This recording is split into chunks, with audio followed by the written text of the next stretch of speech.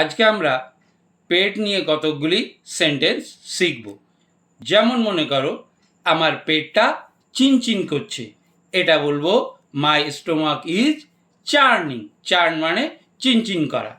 Next, আমার পেটটা গুড়গুড় করছে, তখন বলবো মাই স্টোমাক ইজ রামলিং। রাম্বেল মানে কি? গুড়গুড় করা। এবার যদি বলি আমার পেট ব্যথা করছে, তখন কি বলবো? আই হ্যাভ আ স্টোমাক এক। আমার পেট ব্যথা করছে। এবার যদি বলি মনে করো আমার পেট খারাপ, তখন বলবো I have an upset stomach. আচ্ছা, এবার যদি আমি বলি আমার পায়খানা হচ্ছে, তখন এটা আমরা অনেকেই জানি, এটা কি বলবো? I have loose motion.